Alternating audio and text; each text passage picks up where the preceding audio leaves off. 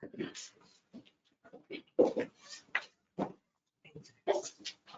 morning, everyone. I'll go ahead and call this for order. I got 9:30. This is a special session to discuss or a brief update on ambulances and the American Rescue Plan Act submissions.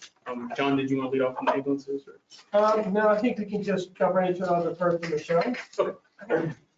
So in your package that I handed out today, I have the most recent ARPA listing of community requests. There's been no change since the last meeting, other than I assigned an application number to the health department's request. And on the last page, you will see that I increased total ARPA funding received from 5.5 million to 11.1 million. We did receive the second tranche payment at the end of June. So we have received the full allotment amount at this point. The second page of your packet includes the appointments that were scheduled for today. I do kind of have them stacked up at 9:30 just because I feel like some of them are probably going to take a couple of minutes and some may take longer. But hopefully by the end, we'll be all caught up with those. And then to answer some of the questions that we had at the last meeting, one of the questions had to do with IT's request for an additional $75,000. It is actually a different project from any of those that were submitted in the capital outlay fund. He's here to present that to you today as well. I did confirm with Bakerton that their requests are still valid, so we will want to schedule them at our next ARPA meeting. I did not schedule them for today. Their requests are still valid. I did confirm with JCCOA that their request for a walk-in freezer is still valid, that they are still in need of that. So we'll want to schedule them as well for the next meeting. And I have additional information on House Bill 4566. So when we get to Parks and Rec, because I believe it applies to them, I'll go over that information. In your packet, you have a printout of each one of the applications that will be reviewed today. And we will go ahead and get started with the first person on our list at 9:30. We have Jefferson County Community Ministries. Pete Lowry is not able to make it today, so he did send some representatives on his behalf. They have two requests. One is for $403,000 for a multi-year project, and the other is for $80,000, which is the amount from the fiscal year 23 budget that we deferred to ARPA. And if they're here, I'll go ahead and turn it over to them. Let them go over their requests.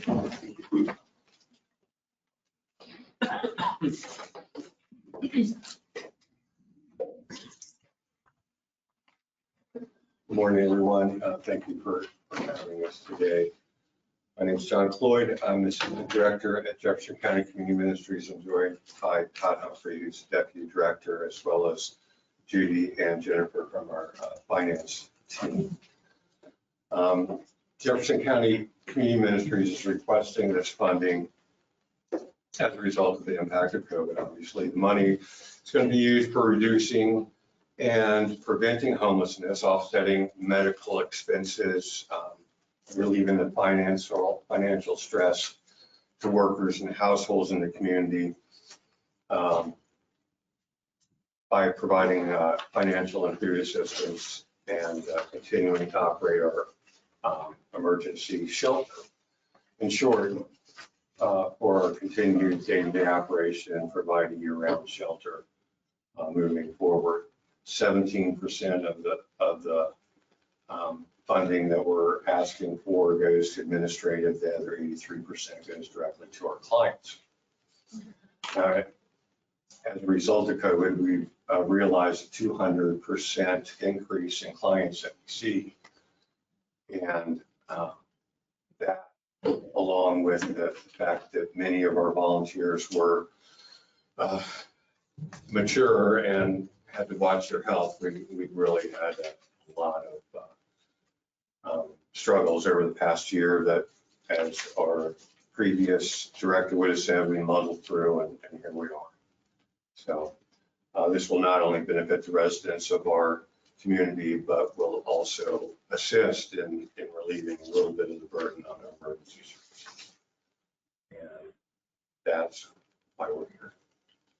And if I could just turn you to page 3 of ARPA 37. the top of the page, we kind of detailed what makes up that 403,000. Okay.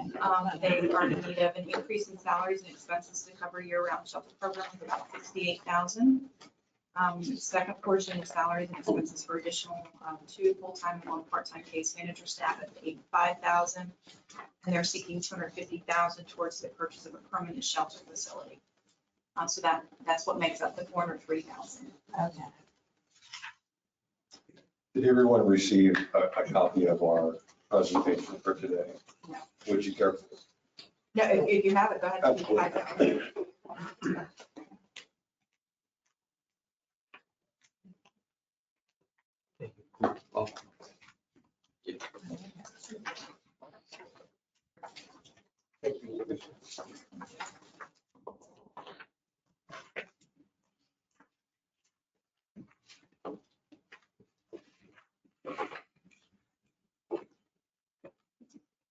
Do any of the commissioners have any questions or? Yes, I have a question. I read in the paper that you're having I don't know if a new location or a new shelter somewhere across from the racetrack or casino area. So I'm just curious as your plans, are you still going to have this presence in downtown Charlestown? You have the other location, or you're figuring that out and it's in Monday? I'm just curious. Yeah, that's an excellent question. I think that, we've been the beneficiary of some very nice donations in the last few months. One of them being a church in Halltown Presbyterian Church, just past the indoor flea market. And the immediate goal is to turn that into a permanent shelter, a year-round shelter. And as well, we've received some property over by the casino, a little bit further down the road.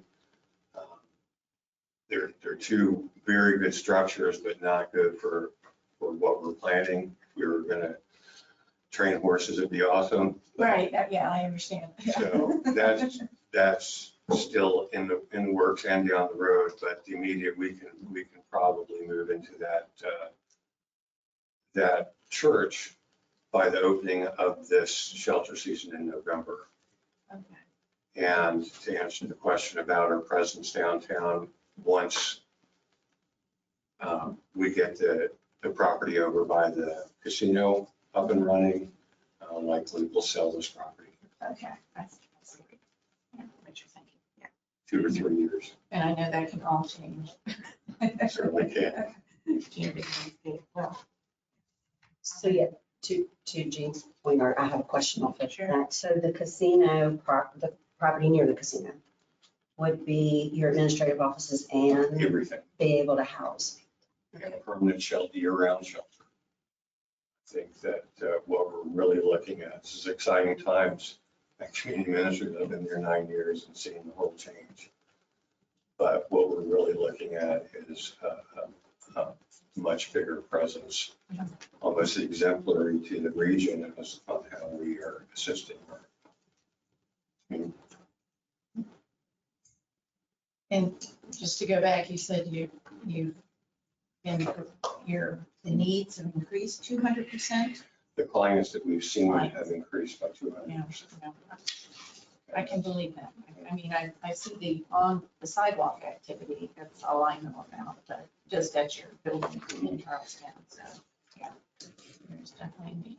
Good things going on there. I have a question for Michelle. I know you're basically asking for some salary positions. Is that allowed in ARPA, with ARPA guidelines? It is allowed, as long as it's for positions that are a need or arose as a result of the pandemic. Certainly a 200% increase in need for services for homeless and food for needy families supports the need or supports that it has been a result of the pandemic. Okay, all right. May I add on? Sure, absolutely. When I first began at community ministries, we were If people needed food, we gave them food. If people needed clothing, we gave them clothing. And what we saw was the same families, generational, over and over, and no change in their lives. So the money is what we've done is shifted more towards case management, where we walk alongside and hold people accountable for their own actions. And that's where those salaries are going into licensed workers that can really help us to get to that. My question would revolve around, what is your plan for when the grant funding will run out for those positions? Would you eliminate those through attrition, or would you find an alternate funding We would source? find Alternate. absolutely.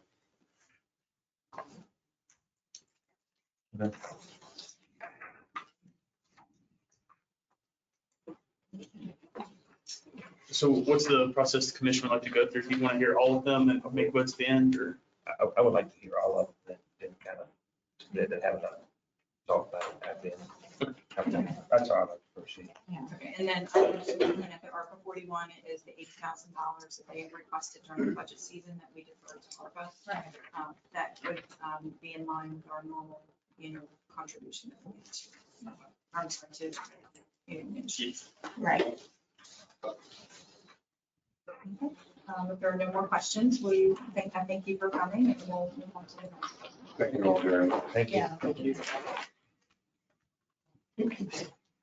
Next on our agenda will be ARPA 20, which is the CAD administrator position. That'll be presented with Jeff Polzinski, our Director of Communication, Russell Gardens, our Director of IT, as well as our County Administrator, John Russell.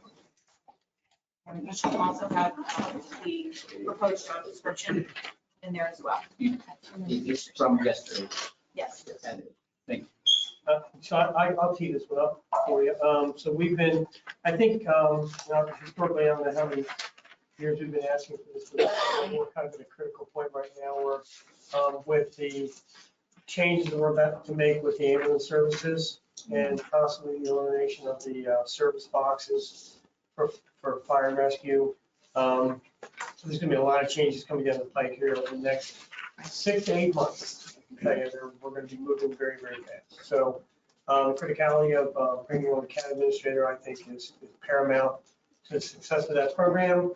So I've asked Jeff to present the job description that will be supported through the IT department as well. This position will also sit on the county IT council, so we can involve those people in this as well. So with that, I'll kick it off to Jeff. Okay, very good. Thank you. Good morning. Russell and I come before you for this ARPA funding request for CAD administrator. Michelle will have to provide the financial aspects of it, please. I don't have those in front of me here. So the CAD administrator's role, well, for the last 5 years or 6 years, I have requested a CAD administrator in the county budget. It was approved at one time, but due to COVID and your decisions on holding off on hiring staff, understandably, we did not hire. And then this past fiscal year requested, and it was not approved as part of this, but was rolled into ARPA funding. So with that being said, the CAD administrator's role truly is to manage the Jefferson County Integrated Public Safety Computer System. This includes software, hardware, associated network infrastructure to support the Jefferson County Communications, the dispatch center, the law enforcement, fire, and EMS agencies. This position would be responsible for the full oversight of everything and anything that has to do with the public safety computer system, whether it's a mobile data unit out in the field for a Charlestown police officer or a module in the CAD system that makes the ambulances respond in a certain way or a certain method.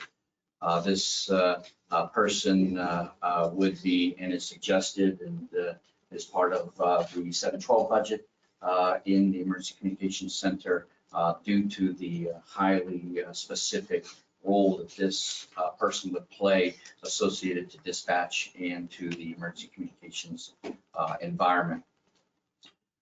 This person would not be a specific supervisor of individuals. However, if there were individuals that were assigned as part of a team, then that person would have some oversight of subordinate staff.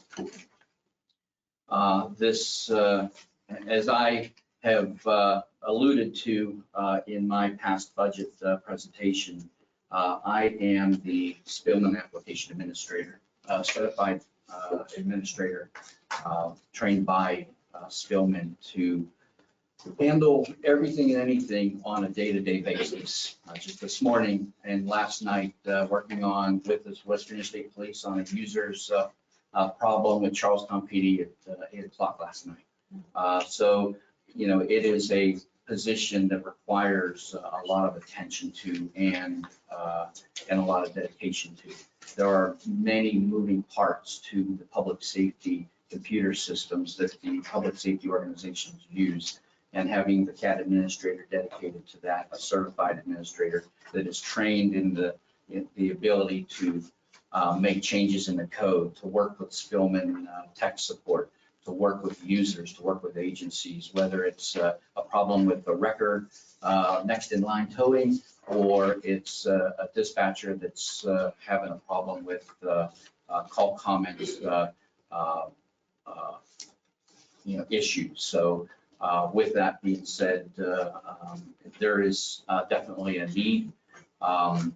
As John has and I have met and we've alluded to, we need depth in the line here, good hockey term, and so with if my presence wasn't there, there's nobody in the county currently that can handle to the extent that I have. There are people that can do certain things in the system, add users, modify passwords, reset things, but to dig in, to work with the GIS on the new Flex map that we're going to be rolling out, or the new EFD, EPD program that we're going to be rolling that is fully integrated with CAD, or Rapid SOS location determination and understanding how all that works. There's a person that's needed to be dedicated to it. As you may know, I've been at the Emergency Communications Center at least one day a week, sometimes a little more. I've been with Jeff working through these, the job description and the things on this. I have to say that from my point of view, I 100% support this position being added. It is needed. It's something that would really help out there, I believe, and especially as we increase services with the ambulance. I just have one question on the, I'm just looking over the essential functions. So it would be nice to have something in here where this person, if we agree to create this position, does some cross training, so we don't have one person that knows.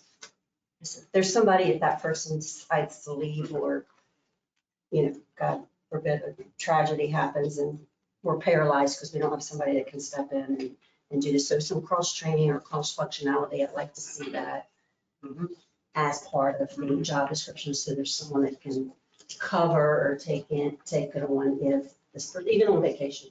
That's There's coverage. a great observation. We definitely incorporate that in there, because I'm a big advocate and a believer that as we need to deepen our bench, and cross training is just another vehicle, moving people up in the organizations people need. So we can do that. Yeah, I would like to see that added to the word. We have some of that to the extent for like vacation, but Well, we'll get it in writing.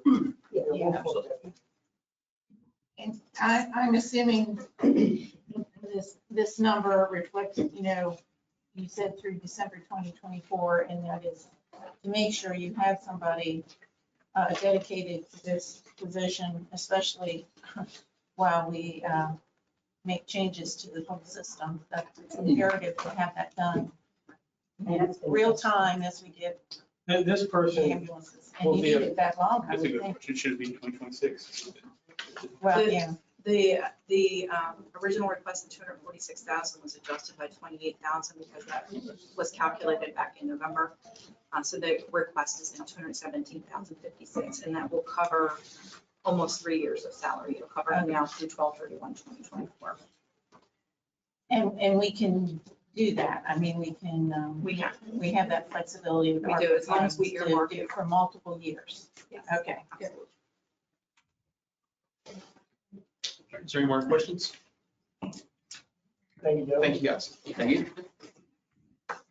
Next, Russ, can you stay there? Continue. No, we don't. Next, we do our ARPA 10, which would be the meeting room technology improvements.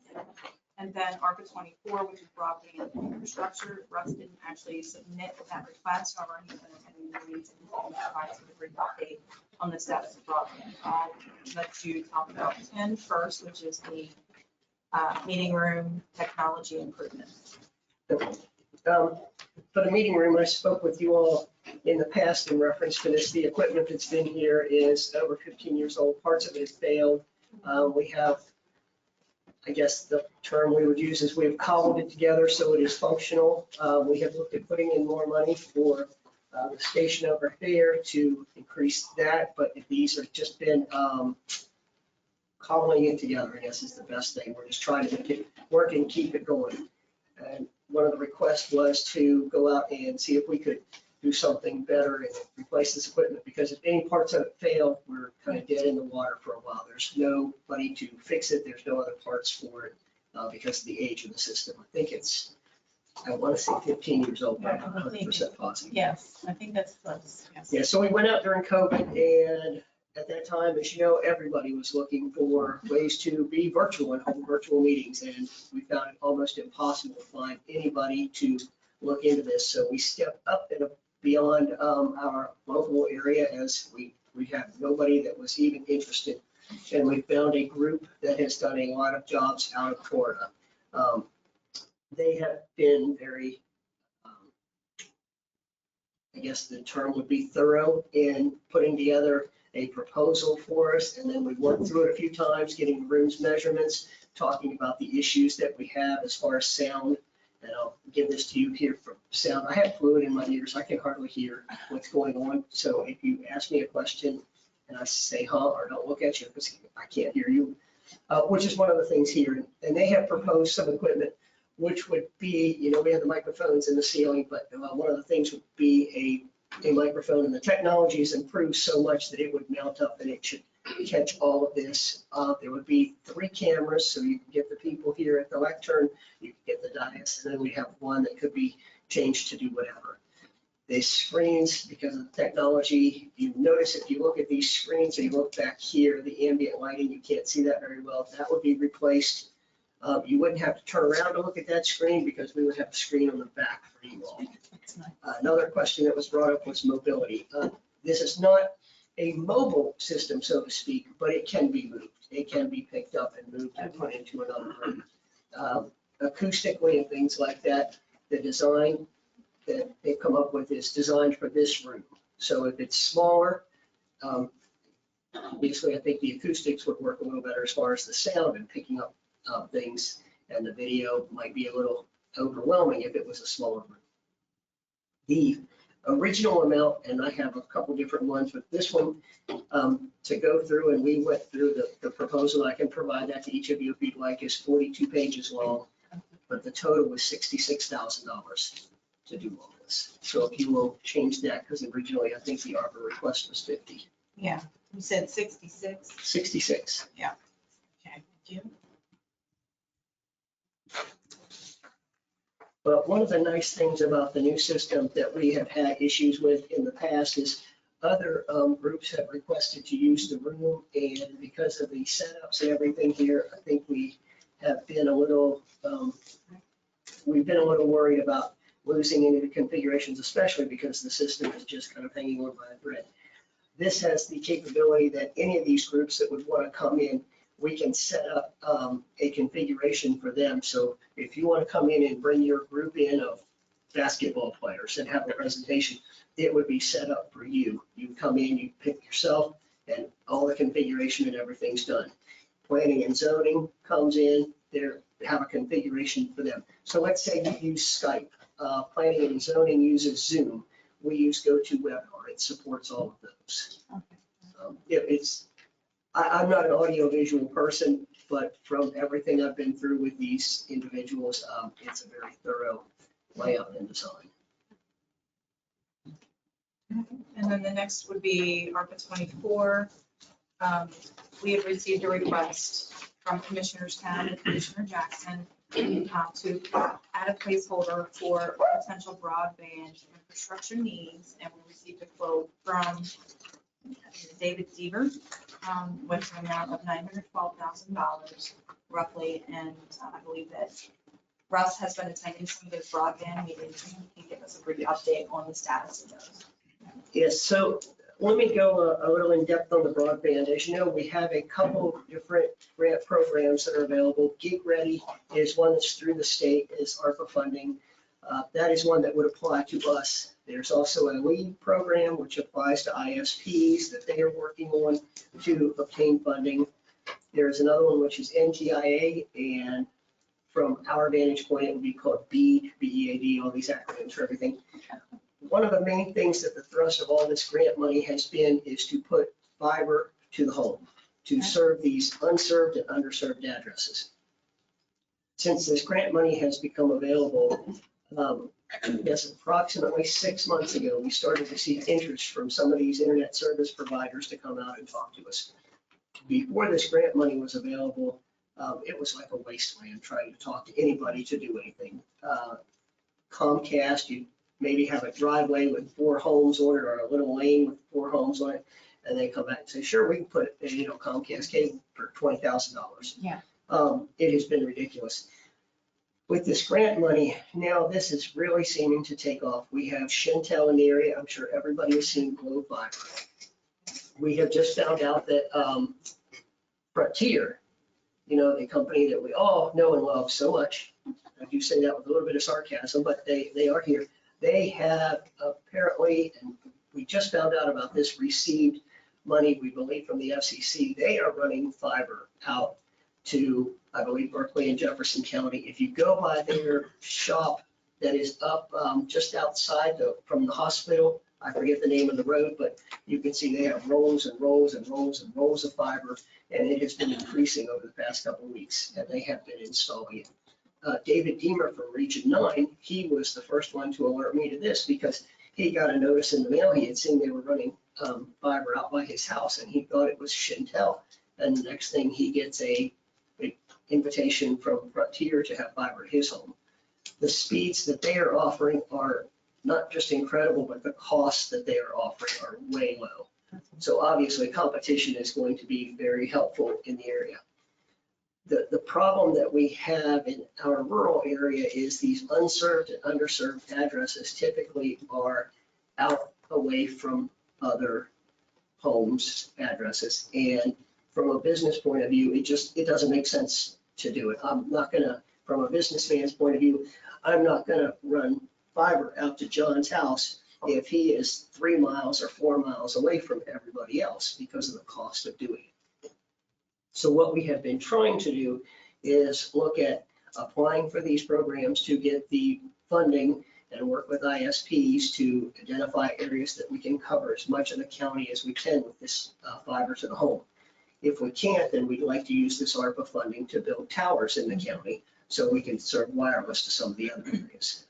I would like to say that we would have the opportunity to get to every address in the county. I do not believe that is feasible because the economic realities of how much it costs to run fiber to some addresses, it's just exponentially crazy. The wireless is a good alternative, but we had some discussions. Commissioner Jackson, we've discussed with, you have areas where trees surround a lot of the properties and the wireless signal in a lot of cases just will not propagate through those trees properly. So in regards to this request, this kind of dovetails with the other one. The commission has pledged, and it's not a binding pledge, but it's pledged $500,000 to the Gig Ready program if we can identify anything to do with that. I just wanted to make you aware, so as far as broadband, you have that in your head where that's at. This proposal was for $912,000. Myself, David Deemer of Region 9, and the Broadband Committee have went through and discussed some of these and looked at this. And we have found that some of the addresses or places that we were looking to put towers that we don't necessarily find as feasible as we thought, because we think some of the gig ready programs will cover some of that, and maybe we wouldn't do as much. We do have a minimum of 2 tower areas that we would definitely look at, which would be the Jefferson County Health Department tower and a tower out in Middle Rank, which originally was suggested the fire department. And I don't know if that is still a viable option or not, but if not, we have to look at a different area in Middle Way. And then we were looking at possibly 2 other smaller towers. The health department tower and the tower in Middle Way would be approximately 180 feet tall. Propagation studies have shown that's what would help to get the signal out to these addresses that do not have broadband. The 2 smaller towers would be located in other areas of the county. We don't know what yet, because we do not know where gig ready money may be spent or what areas we could serve there. So in reference to this ARPA request, we would be looking at, instead of the 912,000, we've estimated at about 600,000. So that is approximately $312,000 less than the original request. But I think that would cover 2 towers, and one in the health department, one in Middle Way, 2 smaller towers of approximately 100 feet, and equipment to connect them. And then we would go out and try to entice ISPs, such as Morgan Wireless, who we've had discussions with to come into the county to set up and run these internet service off of these towers. So we don't really want to run the service. We just want to build the base and the infrastructure so that these companies can come in. I have a question for you. You and I have had several discussions about these Yeah. towers. I'm very familiar with towers, a lot of them. Would these towers be robust enough to rent space on those towers for co-locators as a revenue generator? I believe the 2 larger towers, 180-foot towers, yes, I believe the size of the structure. And I can't remember the tower specifications. We would have to go back and look through that. I don't know that Design 9, who did that original broadband report, laid that out in the tower specifications, but we can definitely look at that and make sure that that was there. That's something to think about, folks. If we put 2 of the larger towers up and they're beefy enough, we would entertain co-locators coming on those towers, and we would collect rent from those. If you look at some of these towers, if you go to Ransom, for example, they have a big water tower. Jefferson Utilities has a big water tower. Got a ton of co-locators on there. I'm sure he's collecting rent off those, I suspect.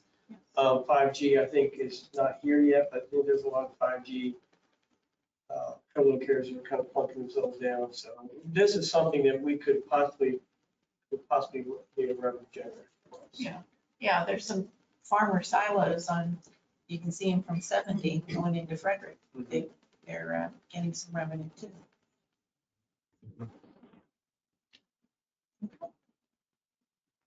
Well, I'm sorry, I missed the IT meeting, the broadband earlier this week, but this is good information and glad to know we're sort of focused. We don't have the answer for everything there. Yeah, that's it. It's a process, especially with the grant money for gig ready, the different grant programs. It is a process to go through. It's time consuming, and unfortunately it does take a while. I think I've told you my opinion. If you cannot provide broadband to your citizens, they are at a disadvantage. If they have children, their children are at such a disadvantage in today's world. They don't have broadband because so much of things that they do is focused that way. Yeah. So. And we did discuss, there's not going to be one size fits all. We realize it's going to have to be a combination of whatever we try to do, from wireless to fiber, because neither one's going to be the best solution for everybody. And the uniqueness of the locations will be a big determiner of how it's approached. Yes. Anything else from the commission? Thank you, Russ. Okay, I had the one other one, the exchange, The email exchange, I didn't actually print that out, but if you want to go ahead and discuss that. may I do that one? Yep, absolutely. Okay, I had one other one, and this is one I have spoken with you all about before also, is the county email system that we have in place here is Microsoft Exchange, Outlook, it's a universal program. It is 2013. I was planning on having it in my budget this following year, but if we could use ARPA funds, it is how we communicate with our citizens, how we communicate amongst ourselves. This infrastructure definitely needs to be upgraded, and I have an update on the cost on that also. Originally in the ARPA funding request was for $75,000. The updated pricing and everything I have, I believe now we can do for a little less than $50,000. So that would offset the added cost for the commission meeting room as far as our ARPA request on those. But again, this is our email system, our calendaring system. As I think anybody knows, when I first was doing IT, we didn't have email. Right. And now if you don't have email, oh my word, the world is about to end. I mean, you can't have the email system go down for 2 minutes that your phone is not ringing. Hey, what's wrong with email? My email's not going through. It is a vital way that we do communicate amongst ourselves and with our citizens today. So that's the other request that I have. Thank you, Russ. Thanks, Russ. Next is Roger Goodwin, Director and Chief County Engineer, ARPA 27. Permit process, request public access. Oh, that's one. Just wanted to give you a little background that's behind this request. I'll explain what these are.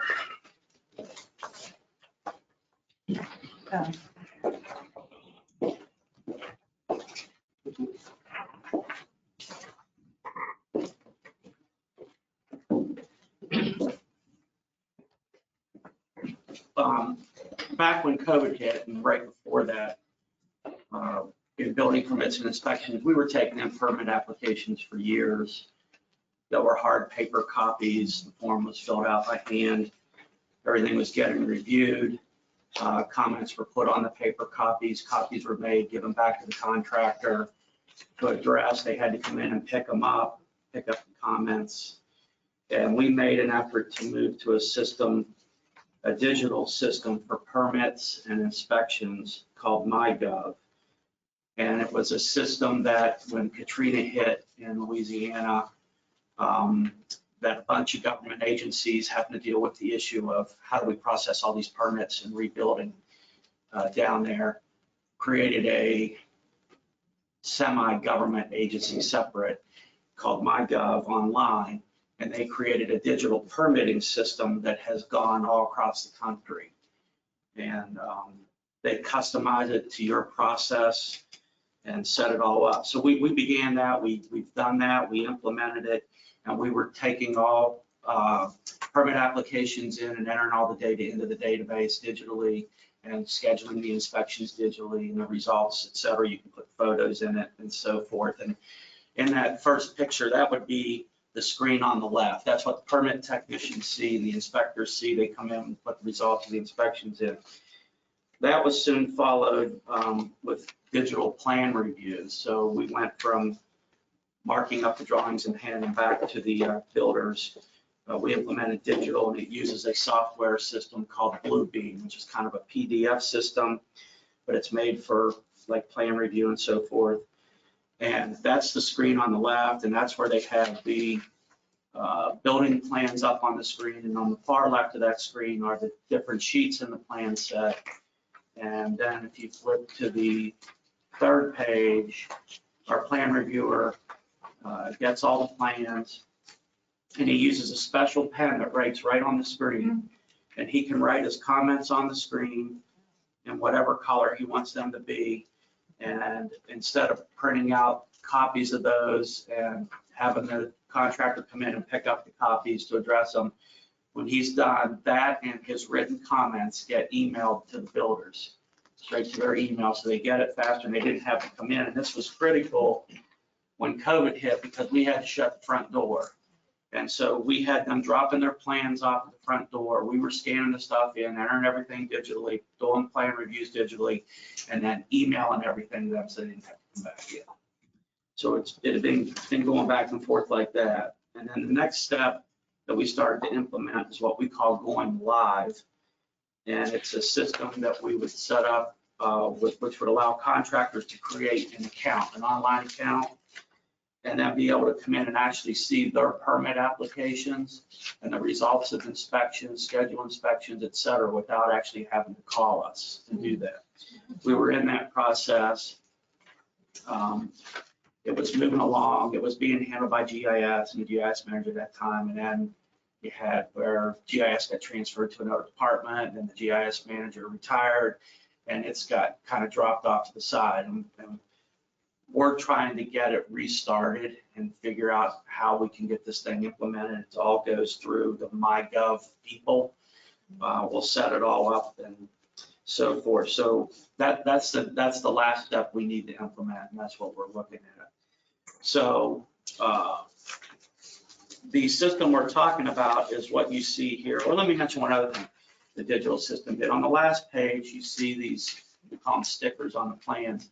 Used to be if we had something that we continually had to comment over or repeat the building regulation, we actually were typing up the text and then taking it to a printer and having them give us rolls of stickers that we could peel off and put on the hard copies.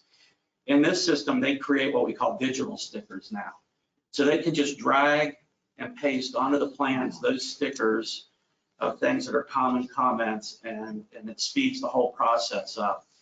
So the system we're looking at would be one we want to set up like this with the two screens where the permit application and the digital database can be brought up and the plans can be brought up.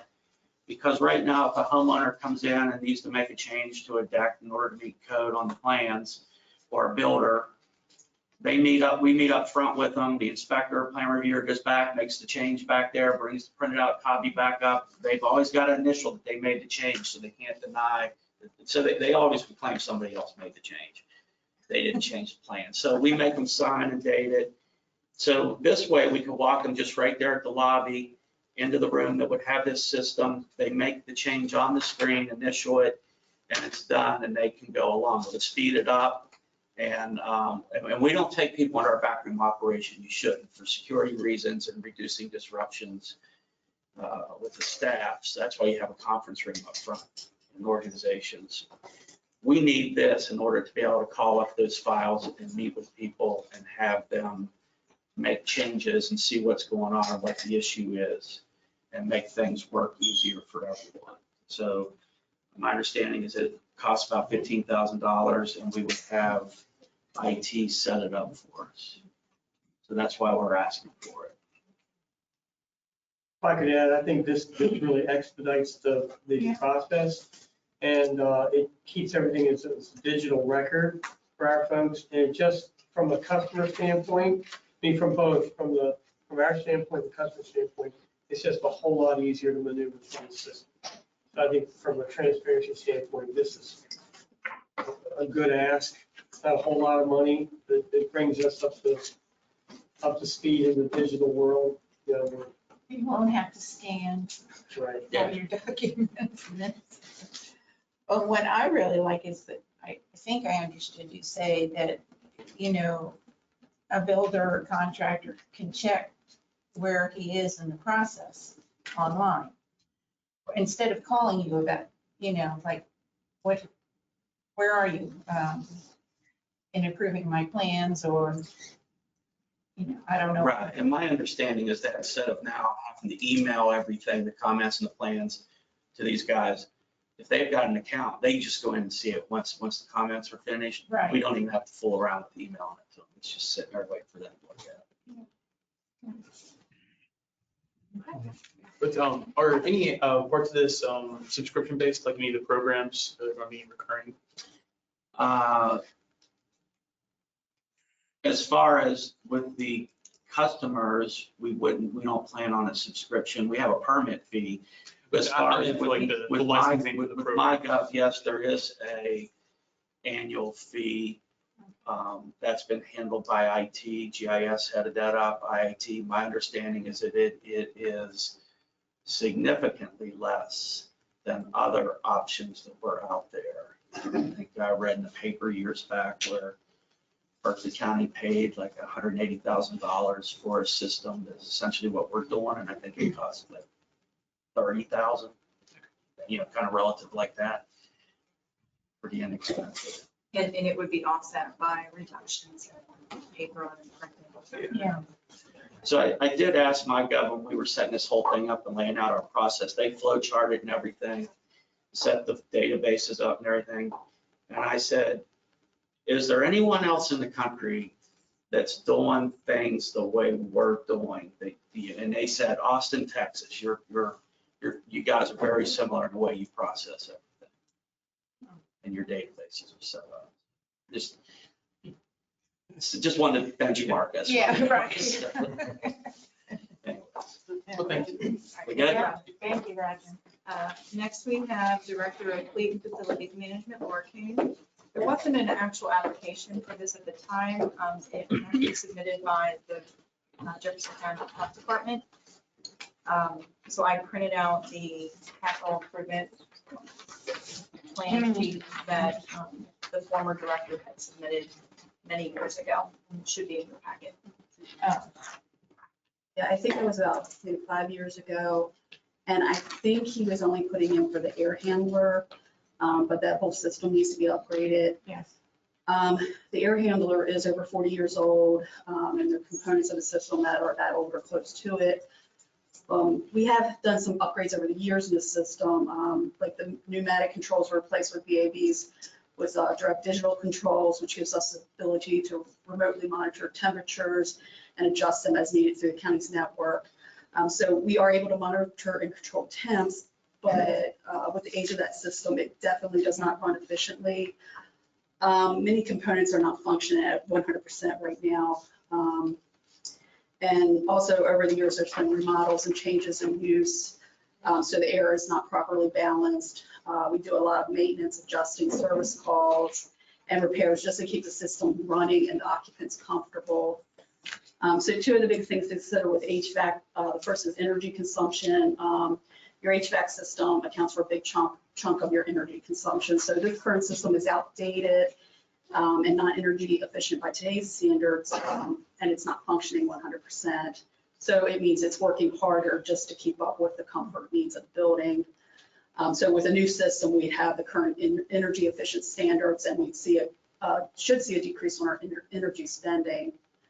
And of course, the second thing that has become especially important in the wake of COVID is the air quality. We know that ventilation and filtration are extremely important.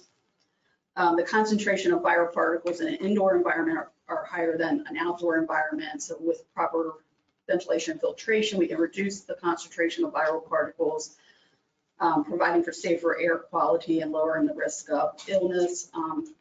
Humidity levels also need to be maintained, not only for comfort, but if the air is too wet or too dry, that can cause health issues as well. I did test the building for mold in 2020. There's no mold detected, and all spore and fungal counts were low and within safe levels. But the humidity levels run on the low side in that building, which can also be problematic. So in considering the whole system, my recommendation would be to contract with a firm that could do a design build to upgrade the whole system. So in order to provide an estimate, I went with a cost by square footage, and I based this on what the estimated cost was a few years ago, which was between like $30 and $33 per square foot. With the supply chain issues I'm seeing and the increase in pricing, I bumped that up to $40 per square foot. The building's approximately 5,000 square feet, so at $40 per square foot, that would put you at $200,000.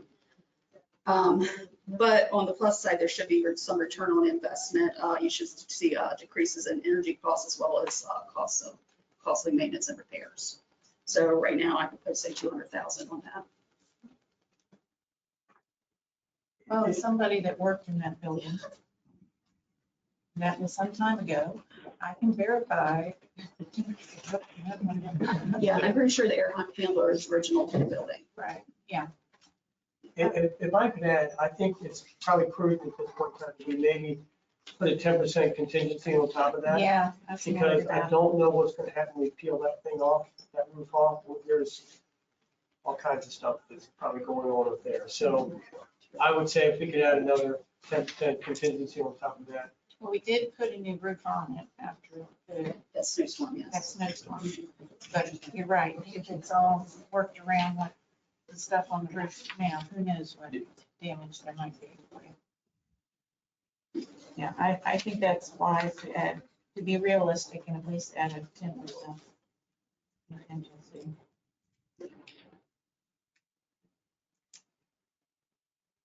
Is there more questions from the commission? Thank you. Thank you, Laura. Next we have, we're a little bit behind, so people have just joined us. We have Director of Parks and Recreation, Jennifer Myers. She has several requests. ARPA 11, which is public sewer tie-in, ARPA 28, James Height infrastructure plan, ARPA 38, which is James Height tennis, pickleball courts, and then COVID-19 expenditures.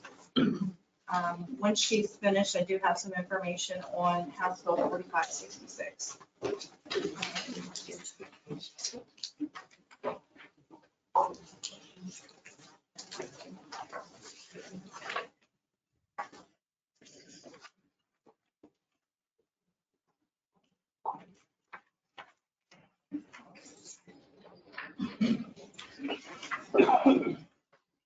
Good morning. Thank you guys for having us here this morning.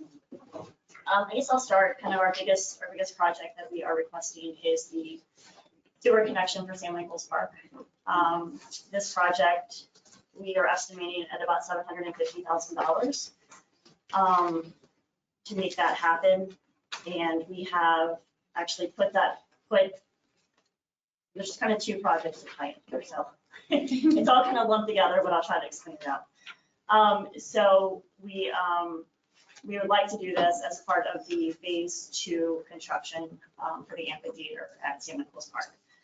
So we have received $1.2 million committed to the phase 2 amphitheater project, which will be in restrooms, concession stands, and ticketing to St. Michael's Park at the amphitheater, as well as we believe we will be able to add a small meeting and green room space as well, which will allow us to, right now we're using a trailer at the top of the hill for any bands that come in that we have to provide hospitality for, and we are able to add the green room to the bottom side temporarily. That we can use as a meeting room, we can use it for green room space in the summer. We can also use it for programming space, which we are in very short supply of. So we do believe we'll be able to add that as well. So we have put this project out to bid as a progressive design build to complete everything. And the responses we received back were pretty confident in the pricing that we have listed here. And the scheduling as well, that we believe that we can get this done within the next year. So $750,000, we're requesting $600,000 from ARPA funding, and Parks and Rec will contribute $150,000 from impact fee funding, which this commission has already approved capital improvement plan that we put out there. It's approximately a 1,600 foot linear foot to get to the pump station that is right across the road from the amphitheater. So you can see it, it's right there. We have reached out to Charlestown and they are giving us permission to look into that. They've been out and looked at this site, I believe, twice now. So at this point, it's just a matter of getting the design, the plans, getting everything approved to them, getting everything approved to the county, and being able to move forward with the project. But they did not see any issues with us being able to look in. If you kind of scroll through, we have everything is broken out as far as how the pricing was estimated there. But if you skip ahead, you can see kind of page where the amphitheater will look like and what this connection will be as the restroom facility there. And then if you flip to the next page, you see the overall concept plan for St. Michael's Park, which I know I brought in here to you guys several times and shown you. But this sewer connection not only helps the amphitheater project, but it will also alleviate the septic system and hold at St. Michael's Park. So all of the current and future uses will connect to that septic.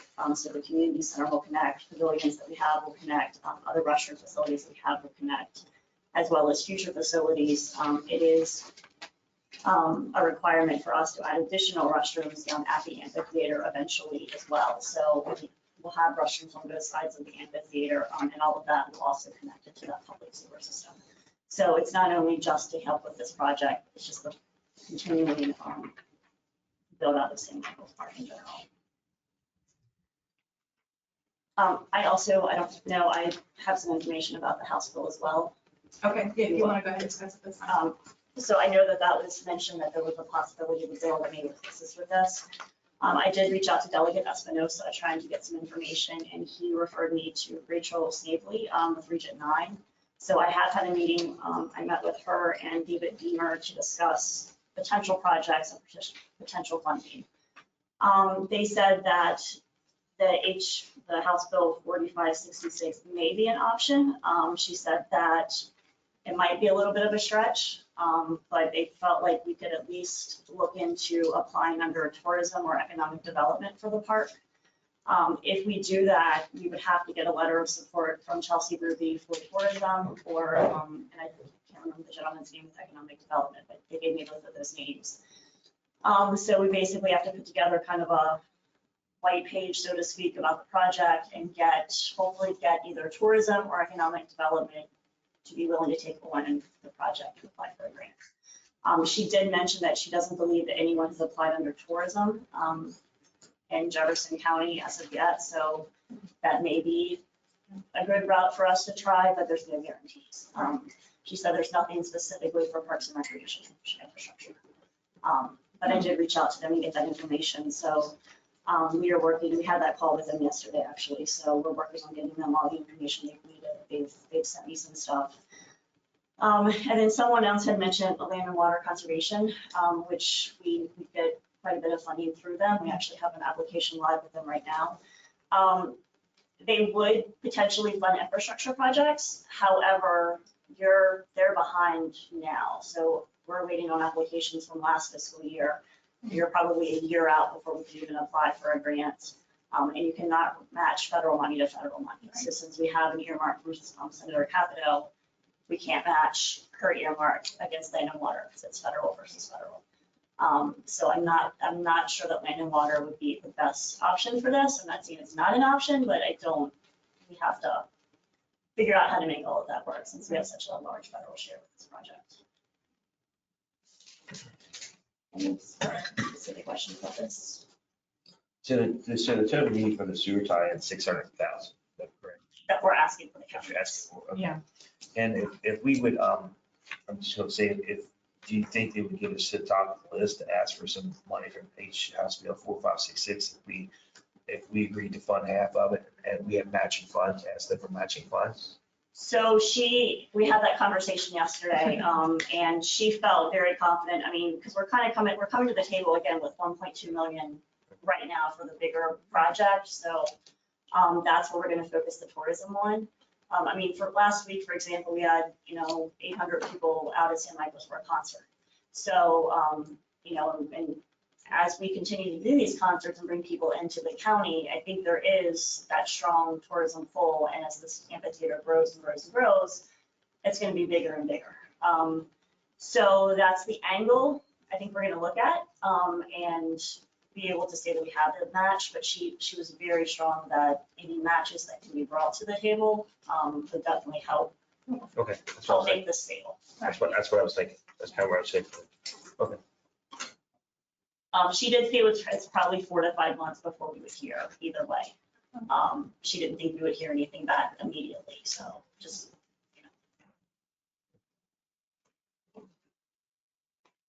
And do you want to touch on any of the other projects that you have? sure, I can give you kind of a general plan here. So James Hyde Park is the second largest park in Jefferson County. That park has come leaps and bounds since when it was originally came into play. But we are running into the same issues at Hyde Park that we have at St. Michael's. There's no infrastructure. We can get grants left and right to build things. We can build amphitheaters, we can build, baseball fields and things. But it's really hard to get people to give you money to come up with a plan to make this happen. So my board, back at the beginning of the year, decided that with James Hyde Park, they would really like to look at a green infrastructure and make that a green park as much as we can. So we would love to get power, water, septic, everything out there that we have to really start developing that park. The usage is astronomical with soccer out there as well as walkers. And we have a lot of people that are just using it on a daily basis, and they want restrooms. They're tired, they want porta potties, and we're getting that call more and more and more. And it really limits us to how we can use the facilities as well. So we can't get regional tournaments to come in, because they want concession stands, they want restrooms, they want the facilities. And that's just not something we can do, and so we have a site plan to make that happen. And they're not cheap. So the request is just to ask the county commission for $100,000 to fund the site planning for the green infrastructure at James Hyde Park to help to get that process started, so we can start potentially looking at other funding options to maybe get things brought in and put in. So there's some general information about that. The other project that I have in your packet here was brought to me by the community. And I believe you've all heard from some of these individuals. I've heard from all of them. Everyone. All of them, and I brought David with me that They've you all can back sent up. me an email. And I think I responded to everyone in their emails. So pickleball is on their mind. Yes. So I will say that pickleball, it started out slow here in Jefferson County, but it is now absolutely 100% full force, and they want courts. So we have and bathrooms, yes, exactly. So we did get some pricing. I've attached kind of a bid there for you guys. We reached out to get some pricing for what we call pickleball land. We are asking for dedicated pickleball courts. There are no dedicated pickleball courts in Jefferson County, and we don't believe in Berkeley County either. We kind of checked the tri-state area. I don't think you see really dedicated courts until you get over into Virginia and Maryland have them. But most of the time, pickleball and tennis share. Sometimes it works, sometimes it doesn't. Heard from both sides. But we would love to be able to offer that to the community. So we can do pickleball courts for $220,000, or we have a price that's $240,000 for pickleball and tennis. So we would be willing, Parks and Rec, to contribute $30,000 from our capital account for this project. This is not a project, since there are no pickleball courts, we are not able to use impact fee funding. Now to do tennis courts, we would be able to use impact fee funding, but for pickleball, since there are none, we cannot use impact fees. So we would be willing to contribute a portion of the capital account for this project. It really is a group of citizens in the county that don't have a lot of recreational opportunities. We started out beginning, I guess the beginning of this year, maybe the late last year, offering indoor pickleball. And we had it set up in the middle of the day, and we started out with probably 4 people coming in. And it was like 8, and last night we had 22 people show up. We've had to push them to the evenings, which they don't like, but during the day we have 250 kids in the park. So moving them around is not ideal. They want a dedicated space. They want to be able to play when they want, and are very supportive of the game, and really and very supportive of parks as well. It's definitely a group of people that would be willing to take care of the investment they are given, and I think they help in parks as well. I mean, it's a group of people that will help pick up trash and help keep an eye on things as well. So that request is listed there as well. I don't want to steal the line from the movie, Field of Dreams, but if you build it, they will come. Yes. I built dozens of these in Montgomery County, and every time I put one down, dozens of people show up, and there'd be 100 in a week. This is probably the fastest growing, most popular sport in America today. And so I applaud you guys, if you can get pickleball courts down, you're behind the curve right now, but you'll catch up very soon. Traditionally, pickleball was a sport where retired tennis people, because of mobility, would play pickleball. It still gives you a really good workout. And now the younger generations are playing it. They're teaching it in school. Colleges are doing it. So, I can't say enough about this project. And reflecting back on the other two, infrastructure is not sexy at all, right? All this infrastructure money, because you'll spend it, you'll lay it down, nobody sees it, but it's a precursor to, at Sam Michael's Park, that will be a huge lift, because that's a destination park. So the people of Montgomery County, once you get that infrastructure and start putting, those restroom facilities and everything else you want in there, that makes a huge, huge deal. So I'm an advocate for that, and just because I was in the field for 30 years, and I know how important it is to the residents. Lastly, and I'll say this, and if you go to the National Parks and Recreation Association, NRPA, which is the mothership of all NRPA, they'll tell you that building parks in your county is an impetus for bringing people in and increases home values. Yeah. So, I'll say my piece, but that's, build and they will come. Yes, and we firmly believe that, and we've seen that with the amphitheater. I mean, and we're only year 2 at this point because we were closed for, a year and a half. So, and the difference between last year and this year is already, huge. Because these concerts, last year we were maybe getting 100 people. I think the smallest crowd this year is 250. It's been the smallest. And I mean, last week we had 700 people on Thursday night, another 100 people on Friday night, because we added a children's series. And all that kind of came out of this. So I think it's just going to continue to grow. But again, if we can't start meeting the demands of the community and of the artists, I mean, they don't like using the porta potties either that we have behind the county amphitheater. So, I think that the only way for us to really grow and start seeing that revenue generation within, the park system, and it helps the whole county. These people will stay overnight.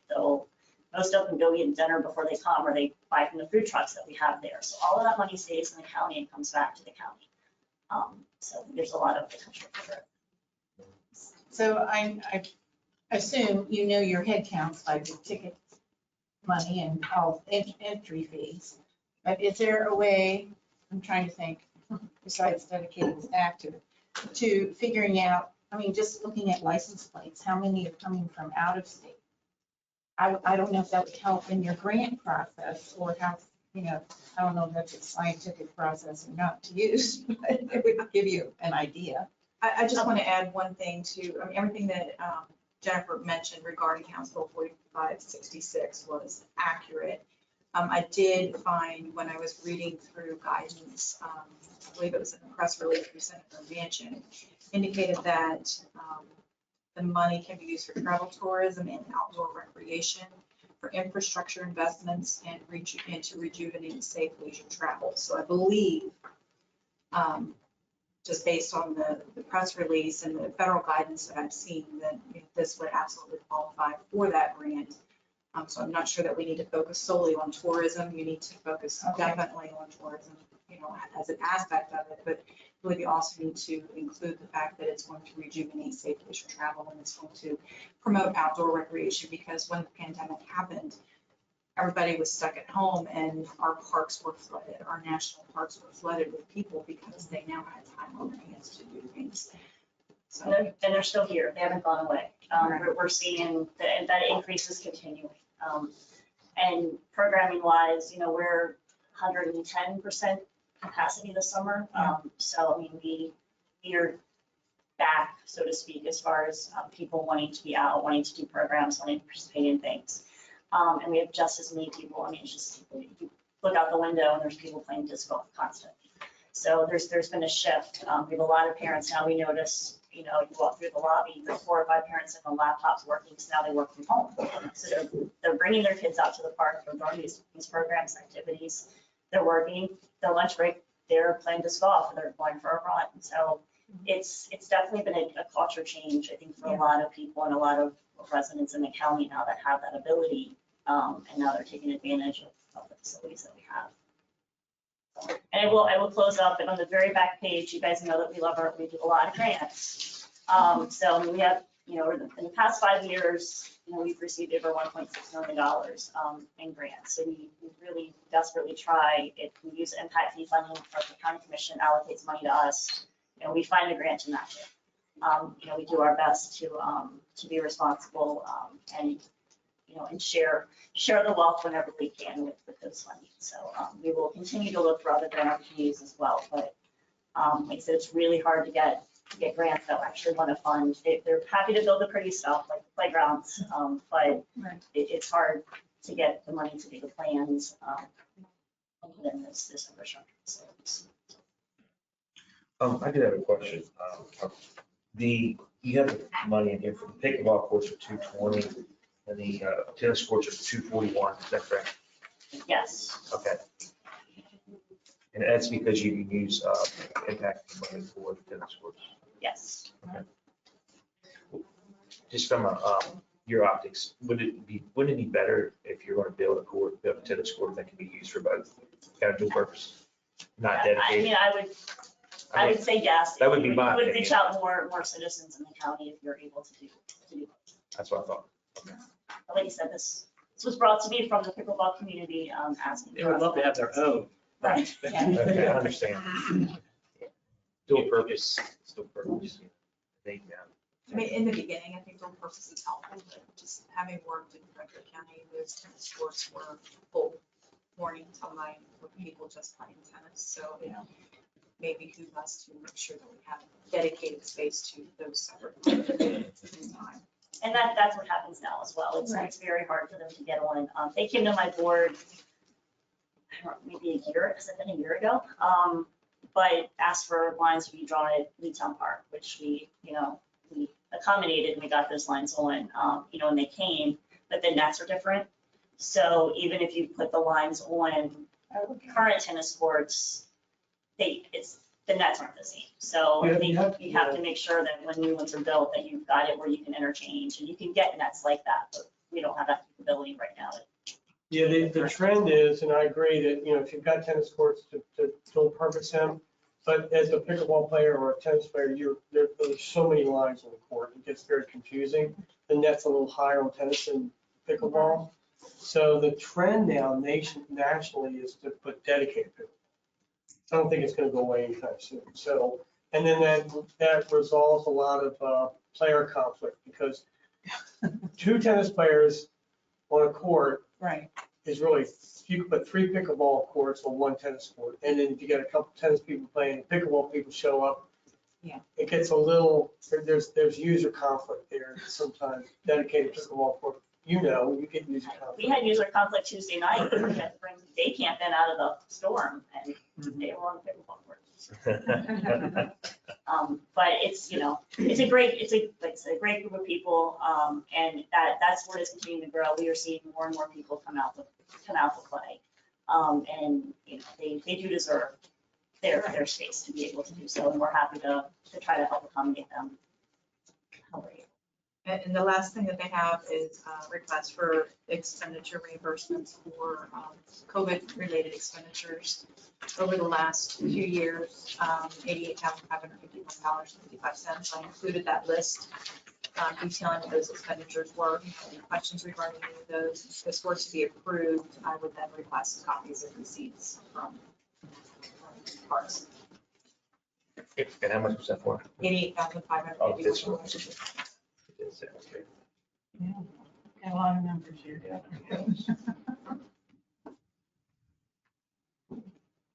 Okay. Thank you. Thank you. Next we have Bob Berner, Director of JPSA, and with him to talk about ARPA 29 for mobile and mobile radios.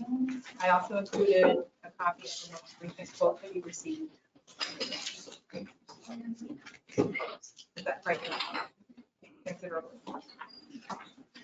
Morning, folks. Good morning.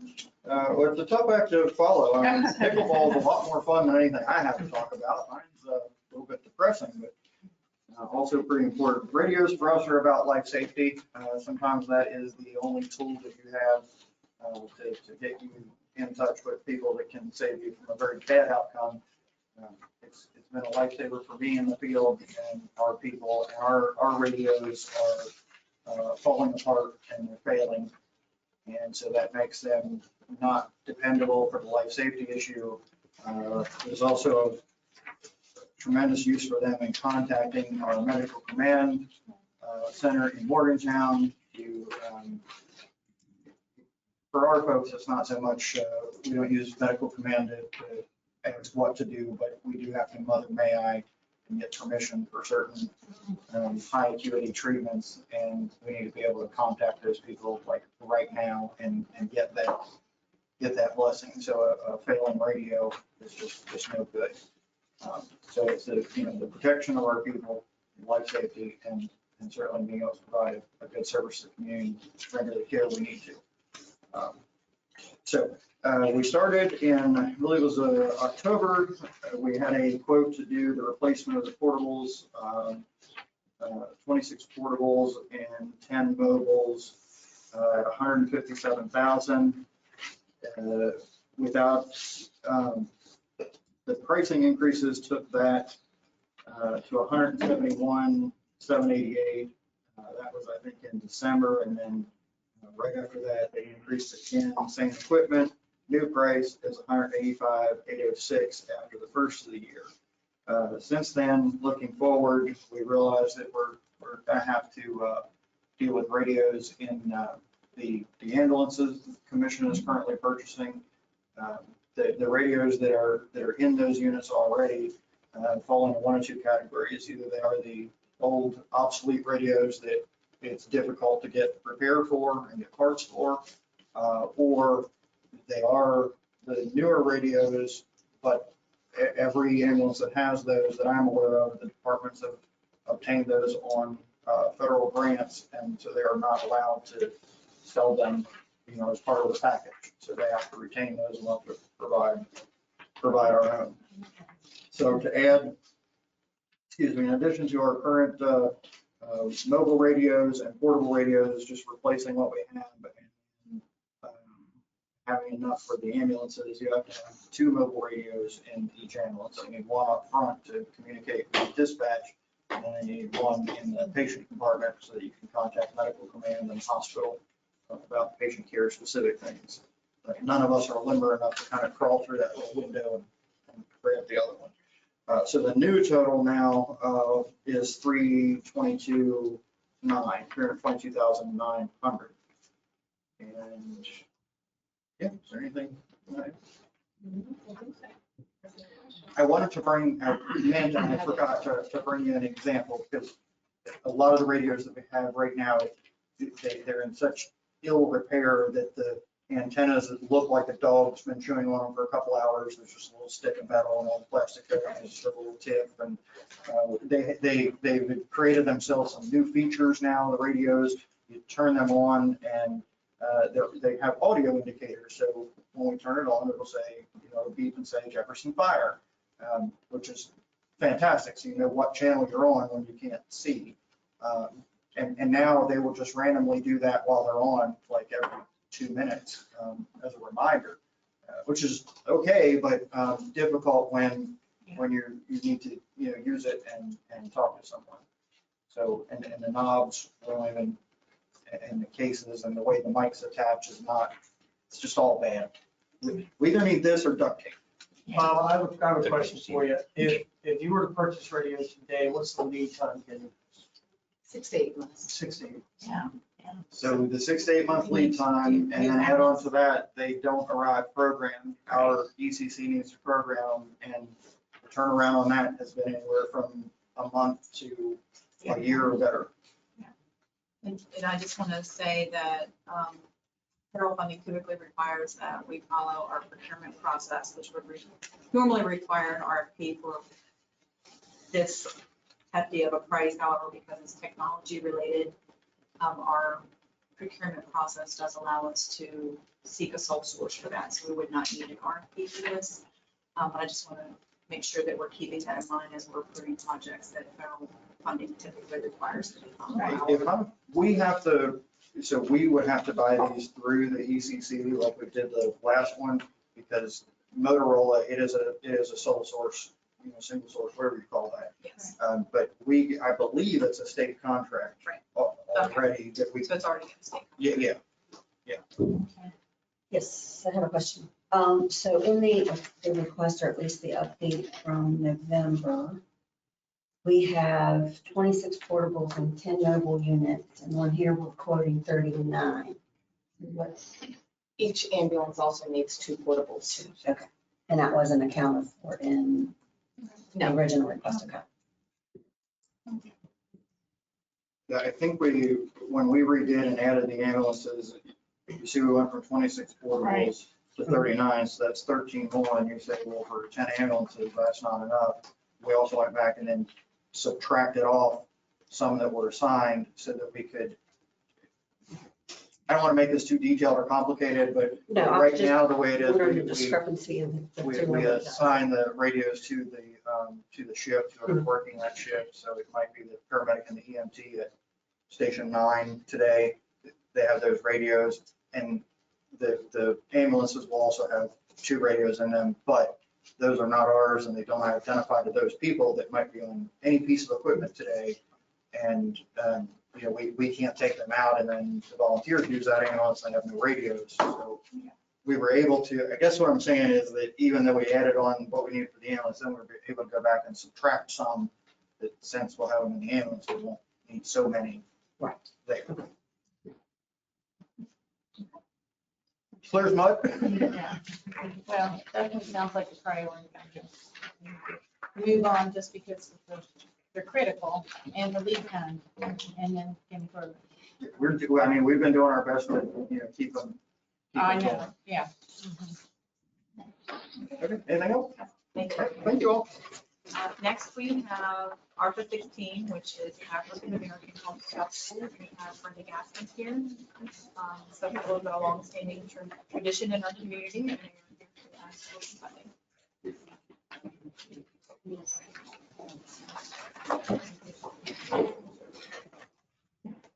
Good morning.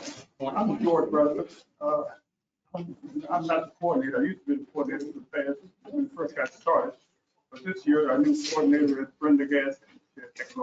But since I had all these, we expected presentations for you.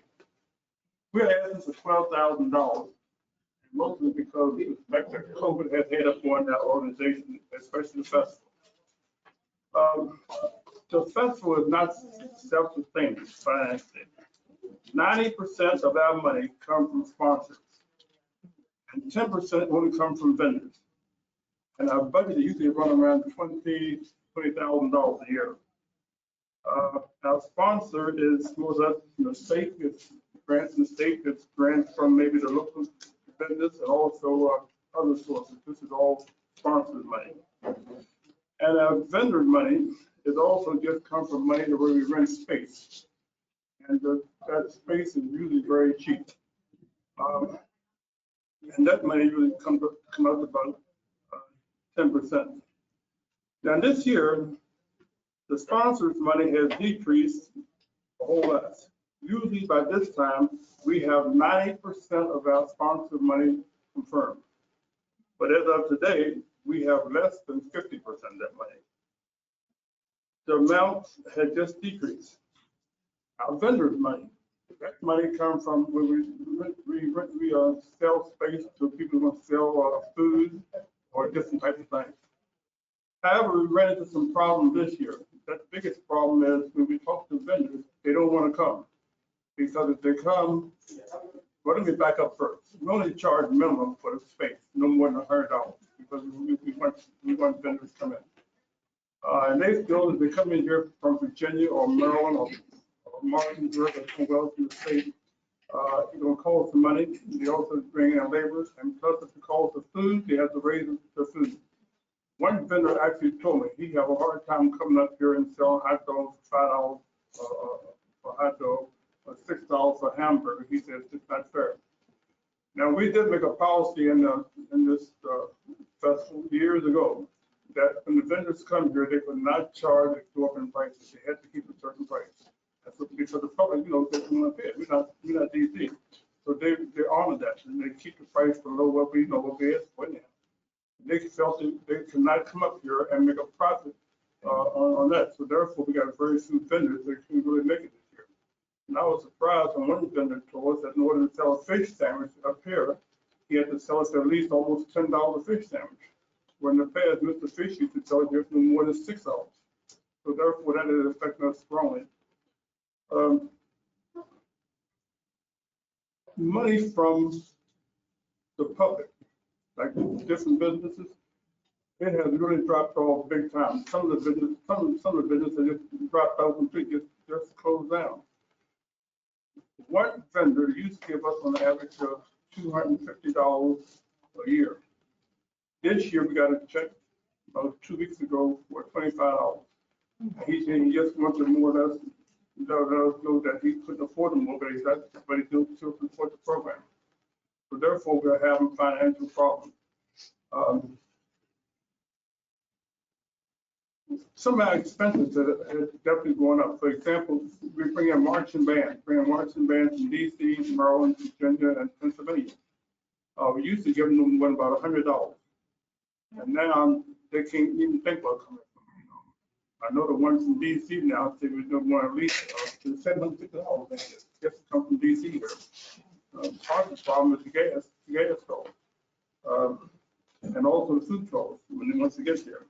So therefore, that is, and also postage. We got to ship out letters also on them postage as one also.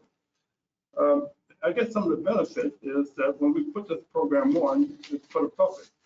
The health units come in and do different things.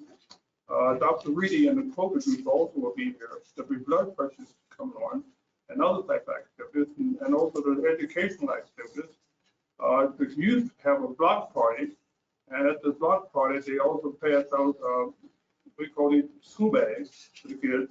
And I see bags that are donated by the public. Different organizations do it.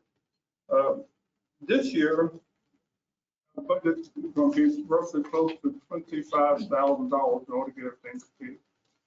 And so far, we are running, when we look at it, we probably get about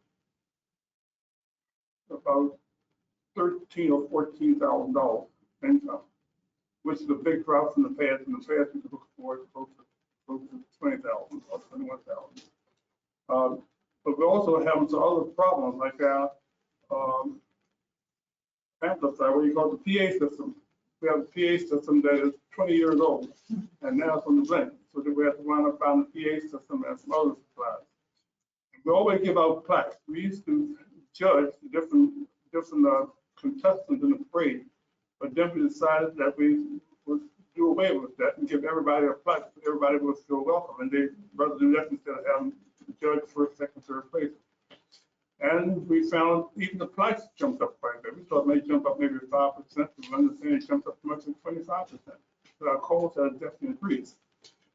If we get $12,000, we figured that will cover us due this year, and also give us maybe a small cushion, maybe $2,000 to start next year. And our plan is to, after this festival, to sit down and see how can we get funding to make ourselves self-sustaining, so therefore we not have to come back and ask the next Republic. That's our plan. That's the reason why we asked for $12,000. Any questions from the commission? Have you explored, I know it's too late for this year, requesting money through fairs and festivals? We get money from the fair and festival. We get about $2,200. Okay, I do think you said you got some from the state. Yeah, I know it's not a lot. Yeah, it dropped over the years. One time it was it dropped right there. Yeah, I'm with another organization and it's now below 50% what we used to get about 20 years ago. Did you guys cancel last year because of COVID? And how about the year before? 2 years. It's been out of operation. So I just from an observation standpoint, I think this is a really worthy program. A lot of festivals had to close due to COVID, and a lot of them didn't come back, but the ones that were able to come back, took, I think, a couple of years and you'll be back up to full speed. So it brings a good cultural heritage piece back into the county, which is, I think is great. So And it's definitely something that qualifies for ARPA grant funding, as it promotes tourism. Right. And Yeah, well, I can see where the vans can't come. I mean, it just, you talk about fuel. And and then you can feed them too, you know. Tourism do give us money. We get money from Jefferson County TGD. Yeah, It covers the cost of our travel. But okay. that significantly increased as well because they say their supplies, so. Man, everything's, I know. yes. I'm not sure if you were here earlier, but they had indicated that at the end of all the presentations, they would then start discussing and making votes on those. So I'll notify you whether your project is kind of good or not. The email, I believe I have your contact information. Brendan, is that correct? No, I'm answering it. Oh, you're entering. Yes, Brenda's here. She Brenda's wasn't a okay. third. All right. That's why I I'll told her email to you, come up Brenda, here. I'm the and treasurer. let you know That's why I told her to once come up here. once the decision is made. Yes. All right. Thank you so very much for coming. All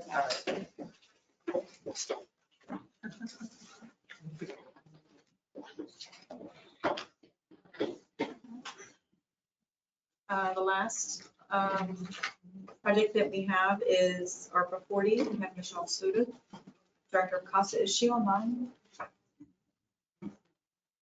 She had indicated that she would be here. She wanted to present. I don't see her.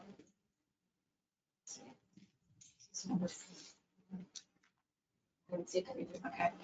First is actually a holdover from the fiscal year 23 budget request.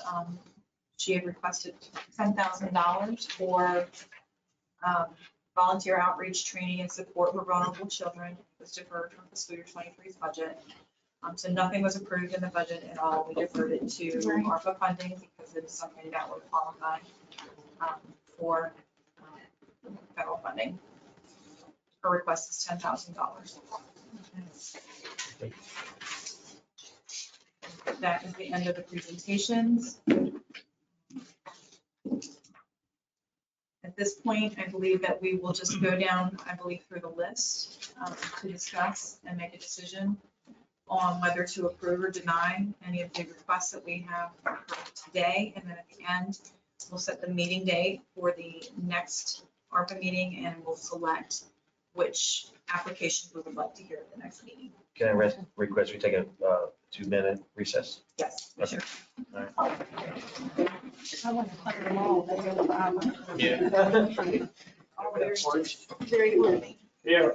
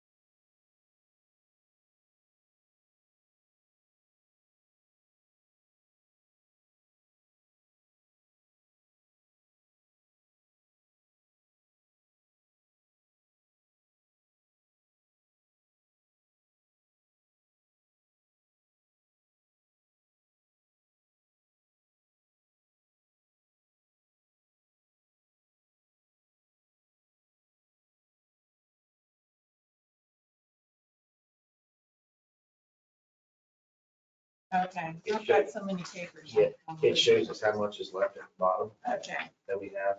Yeah. So, yeah, you're right. so basically, I added up everything and, the request today is like a little, just a tad bit over 3 million. If I add, if my numbers are right. And we got 3.5 left. And that's if we approved everything. Right, yeah, I'm saying. right. No, there's, A lot of good. yeah. Just went up there. Oh, we definitely need the radios. I didn't even think about radios and ambulances. Yeah. And they do get beat up because it's cost, fun. We used to have 2-way radios on the farm before cell phones got Oh, decent yeah. enough. Lose one in the silo. But we use these things all the time. Oh, yeah. Be a lot. Wow. Yeah, are you guys ready to? We're just chatting. Hey, Greg? Yes, just to recap, we have $11.1 million in funding that we've received. We've received interest of about $20,000. We already have committed an additional $4.8 million towards the ambulance services as well as 2 deputies. We have already spent 2.771 million. That leaves 3.5 million roughly in funds to be allocated. And I'll turn it over. Let's see, the first one we'll just go in the same order as they were on the agenda. Meeting requests. The first one is ARPA 37 and ARPA 41, from Jefferson County Community Ministries. I would like to do a priority. Yes. I think the radios, we have to do You want to that. do that one first? Yeah. Yeah, I think I agree. Let's do priority on Right. what Each needs of to the- be addressed. Yeah. Okay, so ARPA 29 is the radios. Yeah. And then I thought 20, that was my number 2, the CAD administrator. Yeah, because we need him programmed, him or her. Well, why don't we do the radios and then I believe CAD, some of the IT stuff, including Rogers potential. Yes. Those are kind of like county-wide stuff Yeah. that has to be. It's all wrapped around emergency Yes. services. Right. Are you looking for a motion on these? We'll need a motion on each one individually. I'm just trying to pull them out first. Okay, so we'll do ARPA 29 first, which is And that's for $322,000. $322,920 from JCESA for radio purchases. Do we have any discussion or motions on that one? I'll move to approve our 29 requests. Second. It's been moved and seconded. Is there any more discussion? Hearing none, all those in favor say aye. Aye. Opposed? Motion carries. And then next was, we say the CAD. Is that ARPA 20? Yes, ARPA 20. Yes. That's for, That's for the staff. For the position to be funded through 12/31/2024. And the amount adjusted from the original request, so we probably want to. so that's for 246? And it is 217,056. Okay, sorry. All right, I'll move to approve ARPA number 20. Second. Okay. Been moved and seconded. Is there any more discussion? Hearing none, all those in favor say aye. Aye. Opposed? Motion carries. And.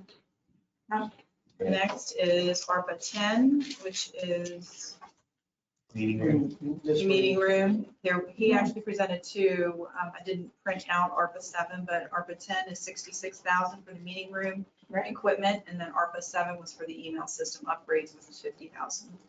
So, ARPA 10 is the meeting room equipment. all right, I'm moving to approve ARPA 10. Second. It's been moved and seconded. Is there any more discussion? Hearing none, all those in favor say aye. Aye.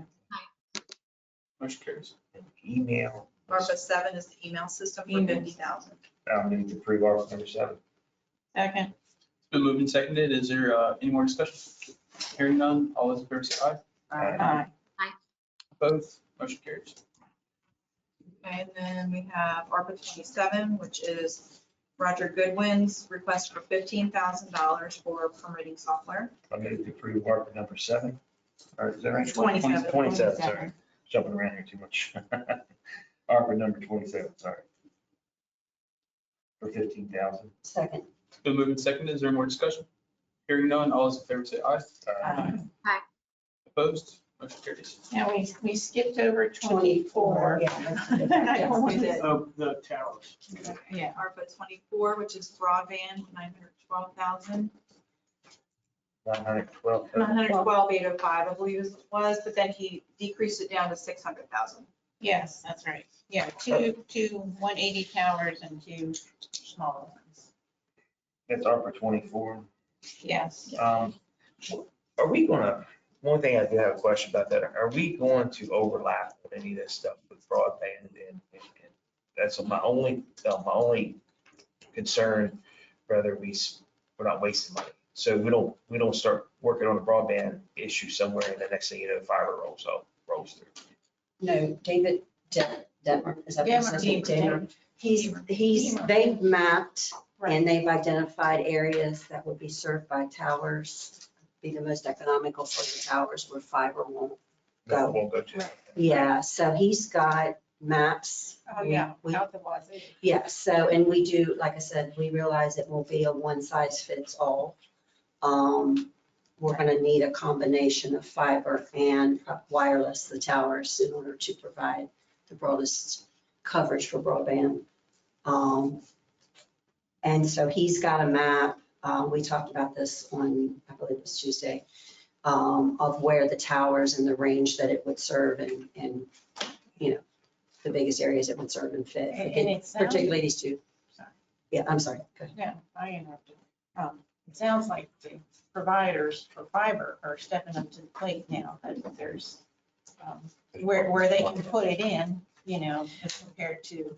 There are still going to be places that can't be reached. Yeah. Because to his example, you're, 3 miles off the main road, it's not going to be cost Yeah. efficient to run fiber to Yeah. one or two houses where the tower might serve those houses. Russ and I have had several conversations about this because it concerns me from an equity standpoint that some people just, they can't reach them.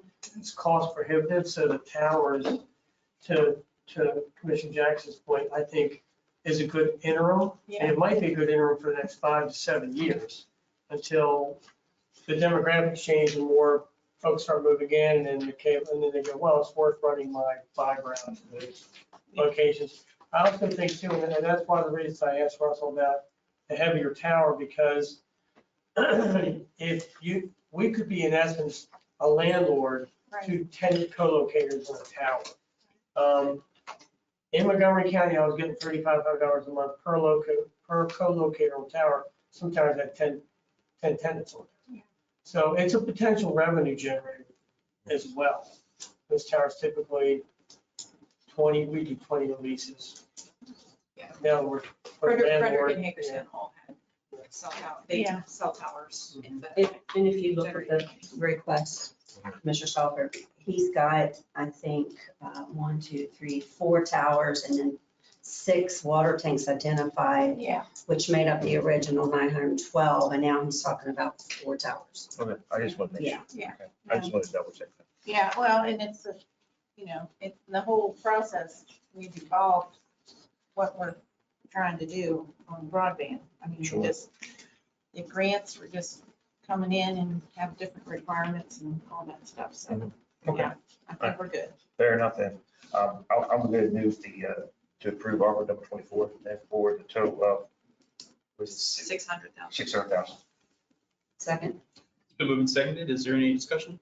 Hearing none, all those in favor say aye. Aye. Opposed? Motion carries. Now, I would like to since this is our building, I really, and I know it needs improvements, the HVAC, and I know I'm skipping one, not that it's intentional, but we need to keep our buildings up. The Bardane building, which was under 210. ARPA 27. Yeah, Right? it's under ARPA 43. It's part of 43. Okay, all right. So it's, and it was increased to 210,000.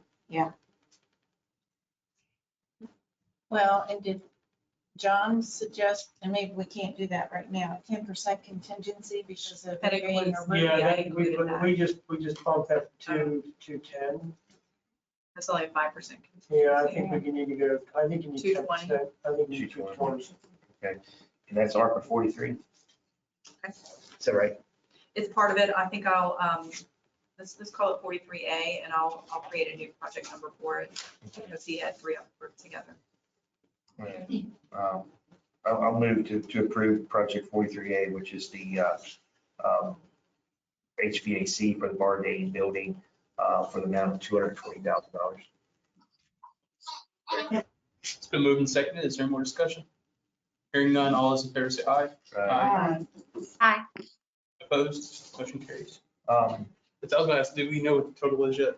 Yeah, but I know we're spending. 1,490,976. One of my biggest is obviously infrastructure. And with the, like John says, it's not sexy, but the sewer tie-in, I think is very important. And what I would like to know, if we could potentially, offer up half of that, but they're requesting 600,000 for that. And maybe we could go to IJDC and request the other 50% of that for the sewer hookup. Through the water, you mean through the Water Development Authority, Yes, ma'am. the other 300,000? Mhm. And do you want to make a contingent on that? Yeah, I guess, yeah.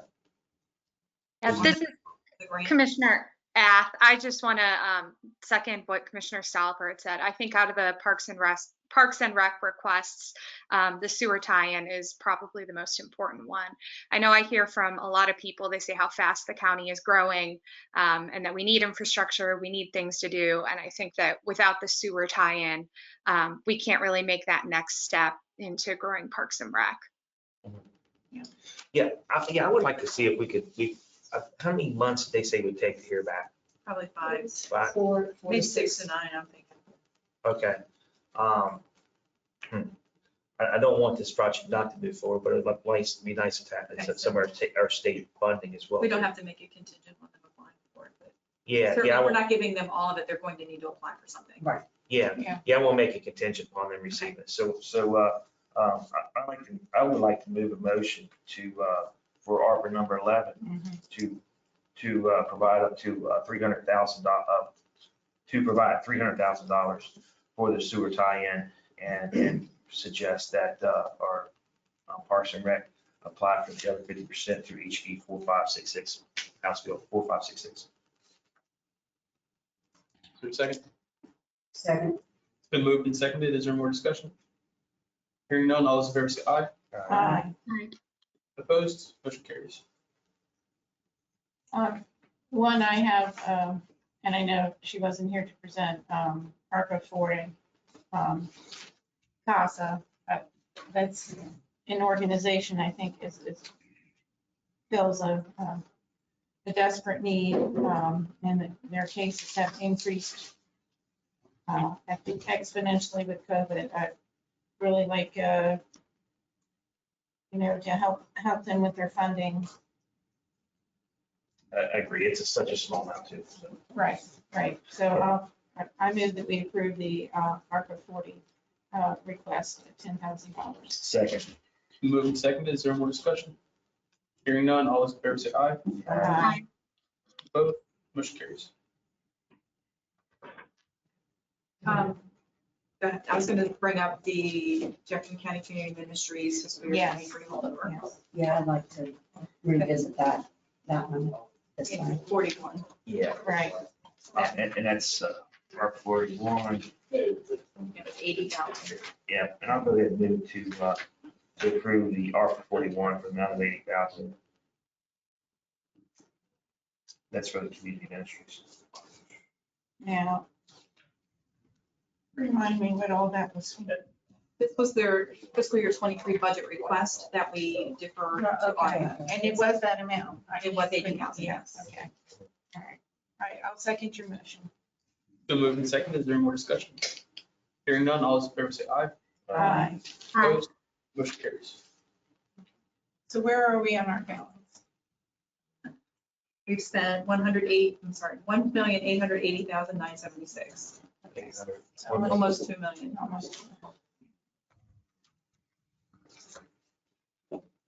For the others, even if we're not going to approve them, I still think we need to take a motion for everything that was presented today. Oh, a yay or nay? Yeah, each one. Okay.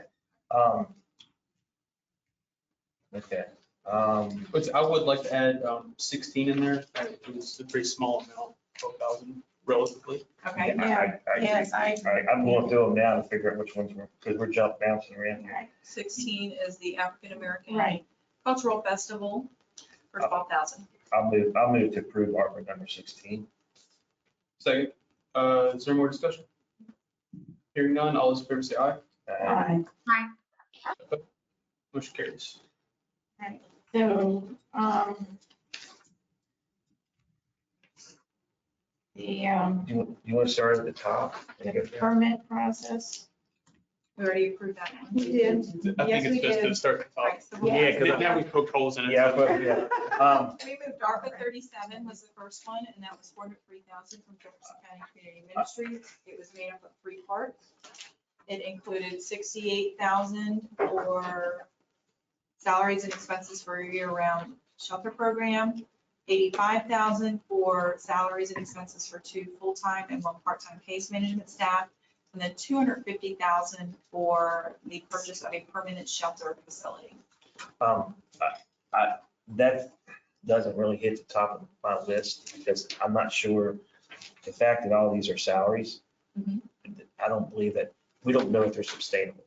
And that's just my opinion, and I would not be in favor of voting for a nonprofit that for salaries, that something's not sustainable a year or 2 down the road. If it's government, yes, because we all could budget for that. We know what we have in our budget. So it's just my opinion. Okay, and what about the $250,000 portion for the purchase of a permanent shelter facility? I thought we had approved 41. Maybe I'm, We're looking at 37. It's 37 and 41 on the same line. If you look at the top, yeah. so we're looking at 37. Yeah, so 37, it's 37. Yeah, So The that's 2 too- salary portions were 68,085, and then the building portion was 250,000. Okay. And is there, under 4566, can they apply through 4566 and in the building stuff? I believe they would be able to because it says that you can use it to purchase land. Okay. I wouldn't be opposed to offering some money and then request or suggesting that they go to use that to offset matching funds through HB 4566. Well, I think the building's been donated The church, right? to the church, and then I thought the one across from maybe It's for renovation. For renovation. renovation, right, yeah, not, so I didn't know. They're gonna flip that church, so once they move over, And I they'll, think they're gonna they have sell. property to sell as well. I thought they were gonna sell church. I thought Yeah, they the were old, gonna sell the church. property, the old property they're gonna sell. The property they're moving out of, they'll sell and then. Which is down here, down. Yeah, On Main in Street, Charleston, yeah, Okay. all right. What was the 80,000? What all did that include? The 80,000 was their normal budget request that we normally. Just to do. go into Yeah. to the general line, okay, and then, so this basically, the 250 would be capital, It's capital. okay. Um, I mean, I do think it's a vital service to the community. We could lower the amount. Yeah, 100,000, It's almost, because we still have other ARPAs we need to go through, and if there's anything left at the end of everything, I kind of like. to Yes. cover. right, yeah. That's fair Go enough. back to the Yeah. one at the That's end. fair enough, Yeah. yeah, we could come back to the capital for Yeah, community management. Yeah, we can kind of put that on the side for right now. Good idea. Thank you, Kelly. Jennifer Myers had Parks and Rec, she had ARPA 28, James Height Infrastructure Plan. That request was for 100,000. I think, I mean, my opinion is, I think I'd like to table the rest of these right now until we hear from some of the other ones like Bakerton Fire Department. The Center on Aging, and those things, and have some of them have an opportunity to present to us before we decide some more of these. Right, and get a listing of what we have approved and what it covers and keep our head straight. Okay, I like that. Yeah. that's fair enough. Okay, so let's schedule the date for our next meeting. So that total is 1,892,976.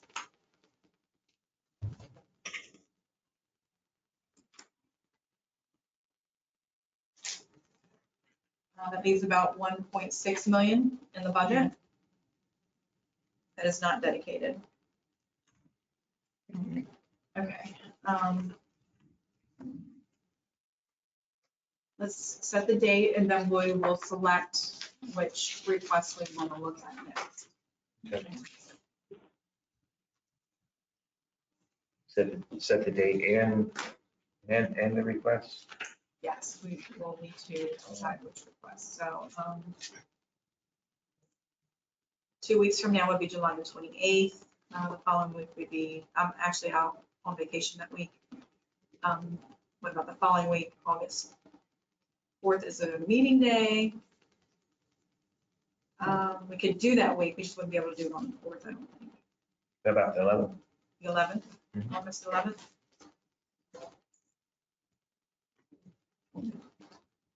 That's something. Yeah, true. Do I need to make a motion to table the rest of them? I don't think so. We just leave them out. They're Leave not, them open. So requests that are still, is everybody okay with August the 11th at 9:30? Yeah. All right. Requests still pending. We've got Charlestown's request for homeless support, 150,000. Corporation of Shepherdstown for 300,000 for local match on pedestrian accessibility to the park. City of Ransom requested $2 million for Fairfax Medical Access Route. The African American Community Association of Jefferson County has a request. Charlestown Racetrack Chaplaincy. JCCOA has a request. Has 2 requests. Bakerton Fire Department, West Virginia Thoroughbred Breeders Association, Charlestown Horsemen's Benevolent Protection Association, the Charleston Washington Symphony Orchestra, Animal Welfare. We have a number of requests in category 5 as well. So we want to kind of start there at the top, finish up the 2s, the priority 2s. Yeah. So I'll schedule ARPA 5, which is Charlestown Homeless Support. I'll schedule Corporation of Shepherdstown to come in with a $300,000 request. City of Branson. African American Community Association. All right, I'm getting into the 4s now. Just a question, I guess I'm curious to know, Ms. Meek's request, homeless support in conjunction with community ministries. Like, particularly if community ministries moves from downtown, out of town, what does the homeless support look like for Charlestown? Yeah, it just, I'd rather have it all under one thing, but, there may be, if know how fast they're gonna move out in Charlestown. Right. What the impact would be. I don't know. Okay.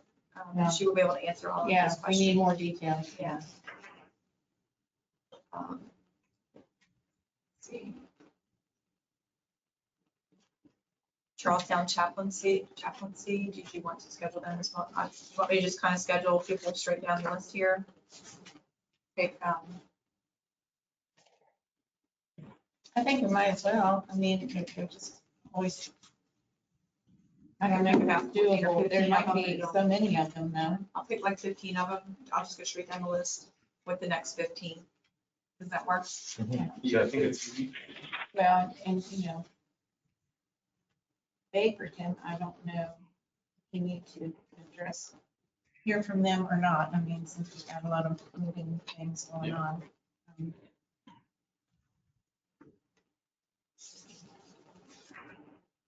It'll get through the majority of the list if I just pick the next 15.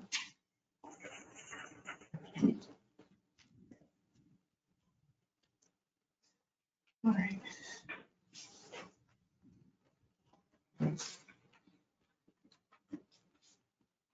is there anything else?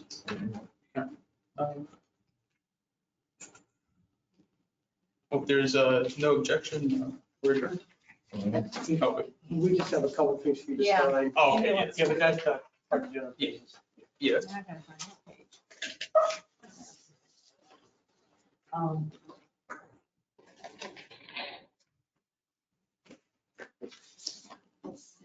Well, just a recommendation, Michelle, when you're scheduling, I mean, if we've got 1.6 million left, there's no point in That's what I'm saying. people over 1.6 and asking for, I'm just saying, I put them maybe toward the end, because we still left how much open that we didn't address today. Right. Anyway, We can put the forward all the way to the end. Yeah. As you read. Well, some of those forms are small. Yeah. Well, I'm just thinking we only have 1.6. That's. Right, but even though they're requesting $1 million, just like which parks, you don't have to approve the whole number. Right. Yeah, that's a smaller amount. It's Oh, not. yeah, they didn't have Grove anything. is the part of to give the us. town. No, they- It's not about community. It's independent. I'm a member. Oh, we didn't All adjourn. card paying member. We didn't adjourn. Hey, Tim. And You didn't officially. I said if there's no objection, we're adjourned. During COVID, Oh, okay, okay, I- me. It's all right. That- It's just- I thought you said